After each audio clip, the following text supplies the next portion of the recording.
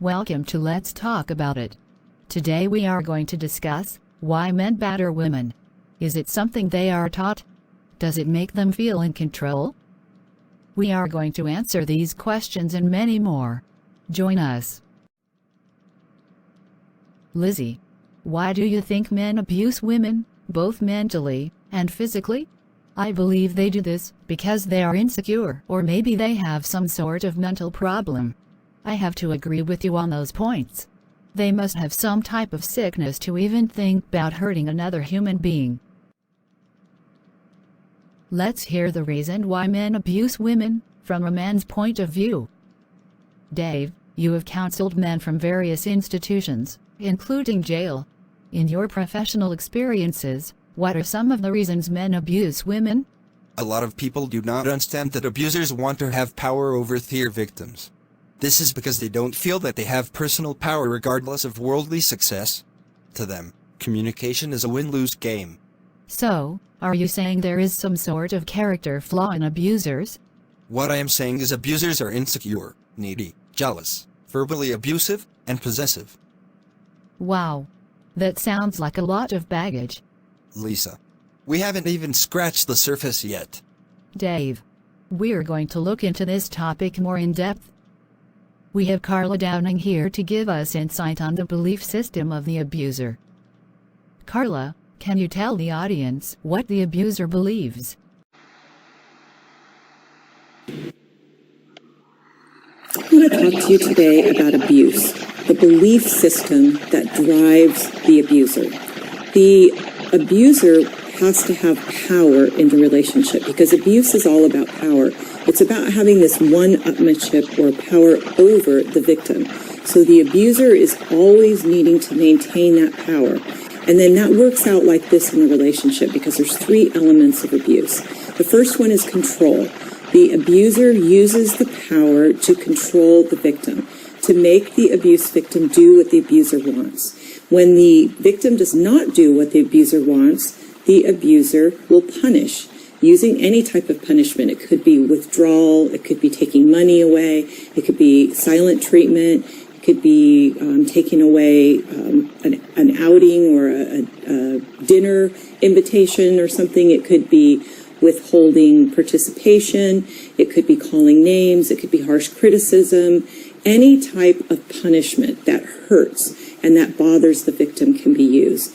And then when the victim complains, that's not fair, I didn't like that, I don't think that's right, the abuser will disregard the victim's feelings, desires, and needs.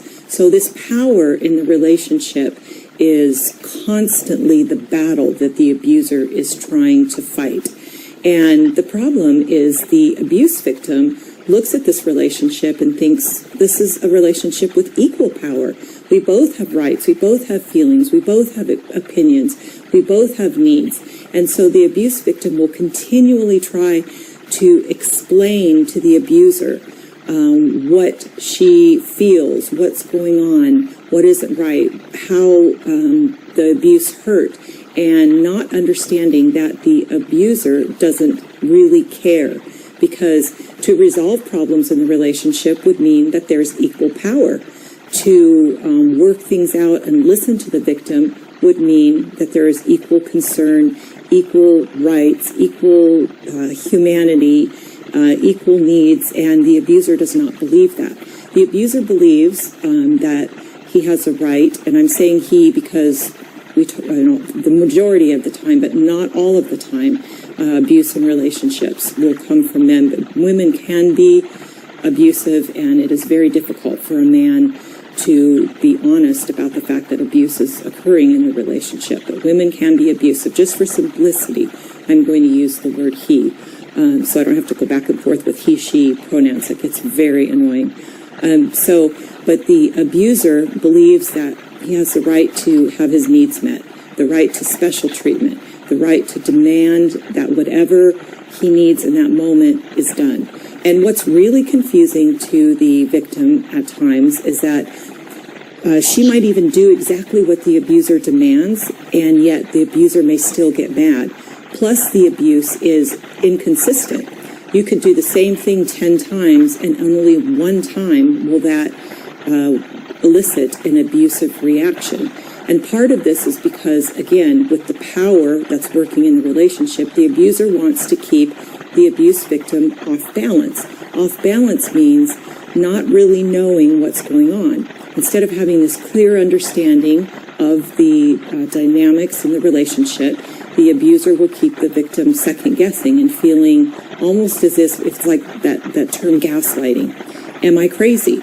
I do this 10 times and only one time in the middle does that cause this person to react this way. And then I can, to even top it off, it might be exactly what the abuser asked me to do. So if that happens, you begin to question yourself and think, wow, what's going on? You try to figure it out. Anything that we're involved with in life and, a situation, relationship, we try to figure out the dynamics. We try to figure out the rules, figure out how to navigate it. And if you've got somebody who's abusive, it hurts. So you're going to be figuring out how not to make that abuse happen. And if going to the abuser and complaining means that you just get nothing but disregarded, then you're going to try to figure out within yourself, how can I manipulate, not in a negative way, but manipulate and manage myself in this relationship to where I am not abused. And it becomes very difficult and very confusing because the power that the abuser uses in the relationship is literally used to keep the victim off balance. The other thing that the abuser believes is that the abuse is justified. Justified meaning that it's what needs to be done. It might even be said, you need to be trained as a child, or you need to be disciplined, or you need to be taught that isn't right. I need to teach you. Those are all ways of expressing that belief that the abuser has a right to control the victim. Wow. Carla, that was great. You answered a bundle of questions I had. And I'm sure you cleared up a lot of questions for our audience.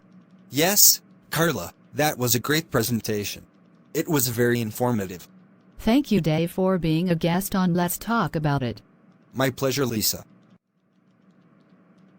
Lizzie, did Carla clear up your questions about abusive men? Yes, she did. Great. I would like to thank everyone for joining us today. Goodbye. To learn more about batterers prevention and intervention, go to lindamcqueen.org.